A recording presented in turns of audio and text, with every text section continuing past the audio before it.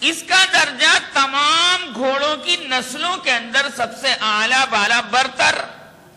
اور اس میں ایک عاشقانہ نکتہ یہ ہے کہ عربی النسل گھوڑا اللہ تبارک و تعالیٰ کے نزدیک، آسمان زمین پیدا کرنے والے کے نزدیک سب سے اعلیٰ بالا برتر.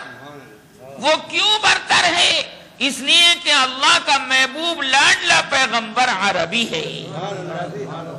سرکار کی وجہ سے عربی گھوڑوں کے مقام کو اونچا کر دیا گیا. مصطفیٰ کے مقام کے اونچا کرنے کی وجہ سے وہاں کے گھوڑوں کا درجہ بھی اونچا ہے.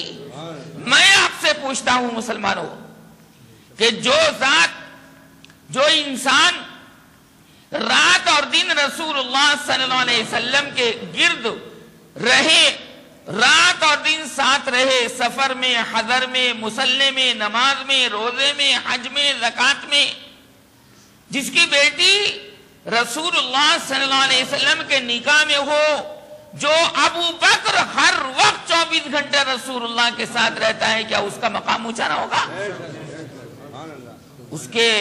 اس کو برا کہنے والے قابل لعنت ہیں. ارے کوئی ابو بکر اونچے مقام والے کو نیچا کرنا چاہے اور اللہ اونچا کرنا چاہے، اللہ کی چلے گی، تیری نہیں چلے گی. ابو بکر ہیں، روضہ اقدس کے اندر آرام فرما رہے ہیں. ان کی بیٹی عائشہ کا جو مقام ہے، کسی بیوی کو اللہ نے سلام کہلوا کر نہیں بھیجا آسمان سے جبریل کے ذریعے، عائشہ کو اللہ نے سلام کہلوا کر بھیجا. لہذا ہوش کے ناخن لینے چاہیے، اپنی عاقبت خراب نہیں کرنی ہے.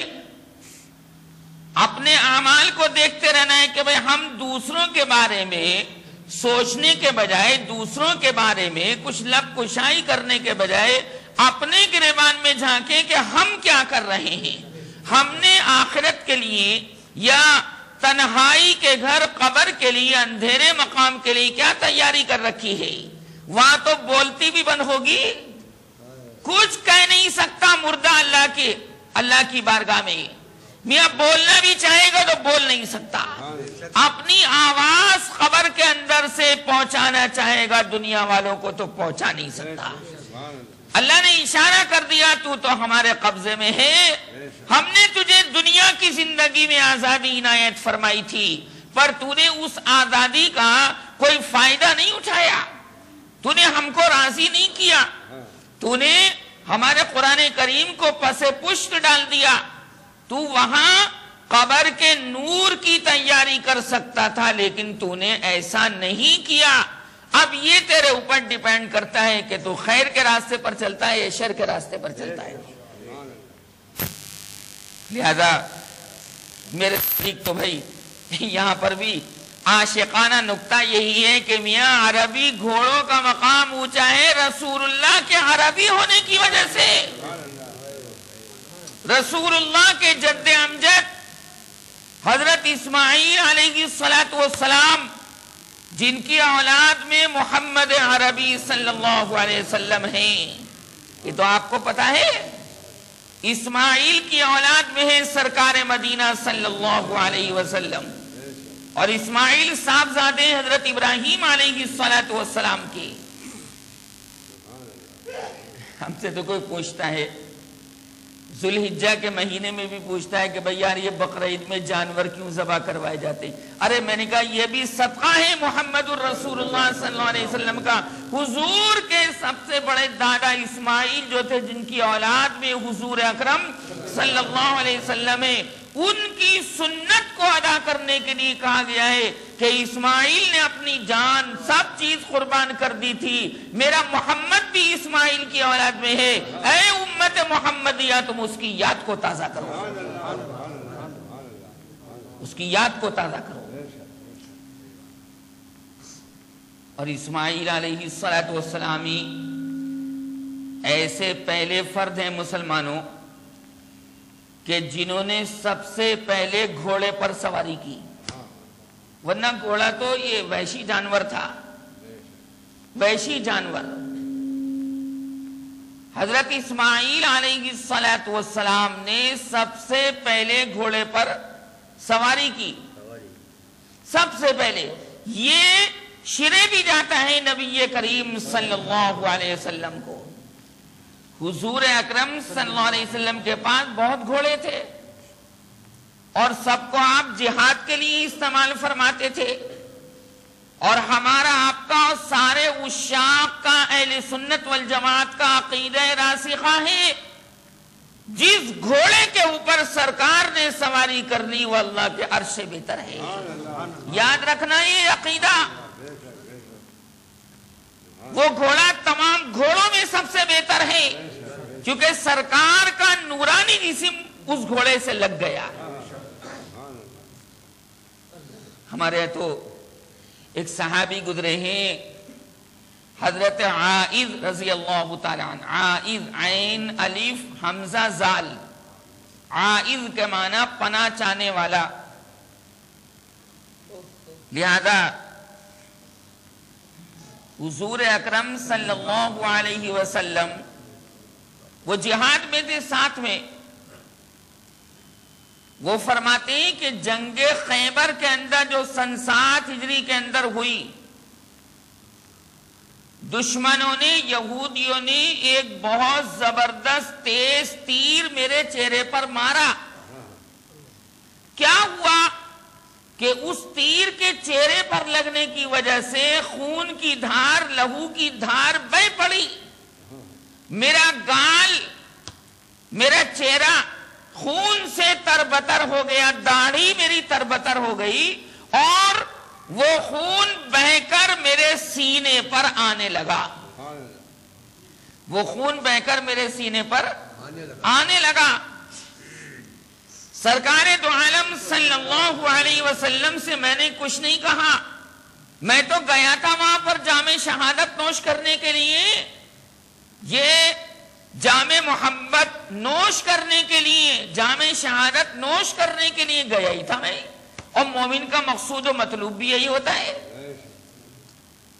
لہذا حضور اکرم صلی اللہ علیہ وسلم نے میری حالت دیکھی کہ خون بہہ کر یہاں سینے پر آ رہا ہے، میں نے کچھ نہیں کہا، لیکن رحمت دو عالم سرور کونین صلی اللہ علیہ وسلم نے میری حالت دیکھی، میرے پاس آ گئے اور اپنے نورانی ہاتھوں سے میرے چہرے کا خون پوچھا، اور اپنے نورانی ہاتھ میرے سینے پر لگا دیے اور سینے کے خون کو ایسے صاف کیا، فرمایا اس کی برکت یہ نکلی کہ ایسے خوبصورت بال میرے سینے پر اللہ نے اگا دیے کہ دیکھنے والے اشش کرتے تھے،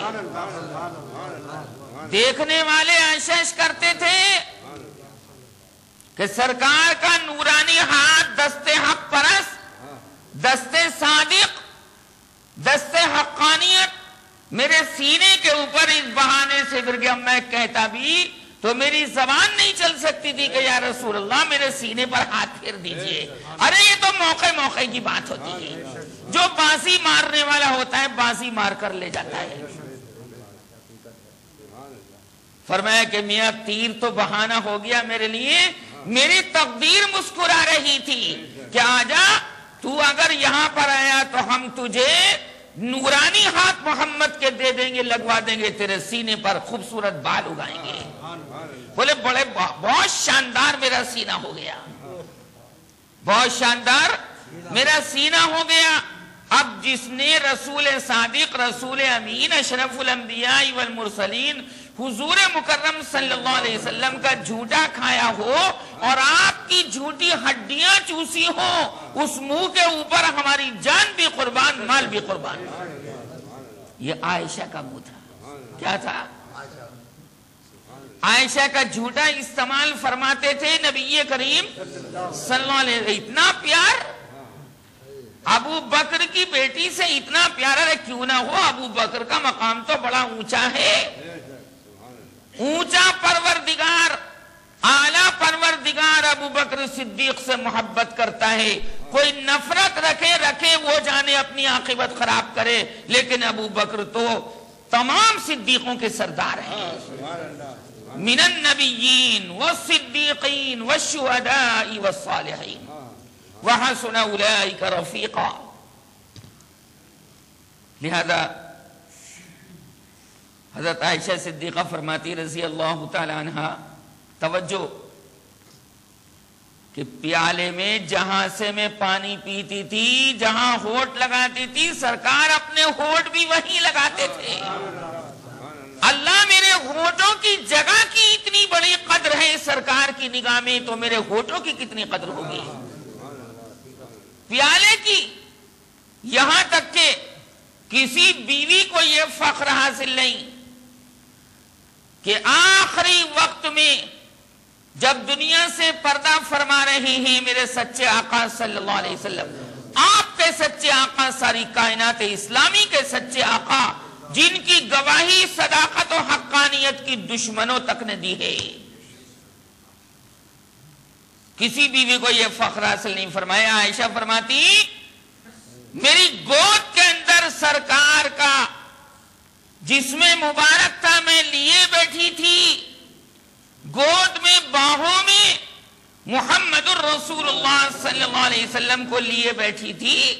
آخری وقت تھا، میرے بھیا عبد الرحمن ابن ابی بکر آ گئے، ان کے ہاتھ میں ایک مسواک تھی، سرکار نے پیاری پیاری نورانی آنکھیں کھول کر دیکھا تو مسواک کو ٹکٹکی باندھ کر دیکھتے رہے۔ میں سرکار کا مزاج جانتی تھی۔ ارے بیوی مزاج نہ جانے گی تو ہر کون جانے گا؟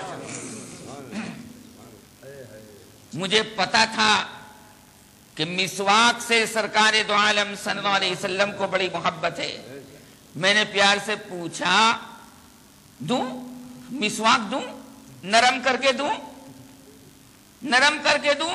چبا کر دوں؟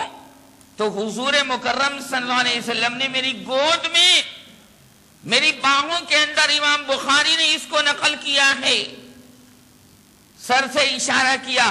میں نے وہ مسواک، نئی مسواک تھی، اس کو اپنے منہ میں چبا کر دانتوں سے نرم کر کے دیا، اور سرکار نے اشارہ کر دیا کہ اس مسواک کو پانی سے دھونا نہیں، عائشہ میرا آخری وقت ہے، آخری وقت میں تیرا تھوک اپنے ساتھ لے جانا چاہتا ہوں۔ عائشہ کا تھوک گیا ہے سرکار کے منہ میں۔ لہذا عائشہ فرماتی مجھے اس کے اوپر بہت فخر آتا ہے کہ اللہ نے یہ دولت بھی میری قسمت میں لکھ چھوڑی تھی۔ میری گود میں انتقال ہوا، کسی اور بیوی کو یہ فخر حاصل نہیں۔ ارے کیسے فخر حاصل ہوتا؟ ابو بکر صدیق کی قسمت کا ستارہ تو اللہ نے بہت چمکا رکھا تھا، یہ ستارہ کبھی غروب ہونے والا نہیں۔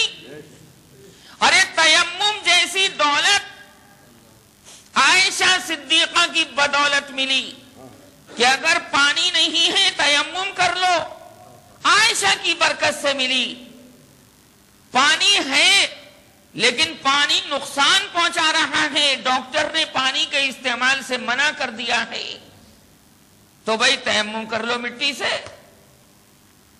یہ دولت بھی عائشہ سے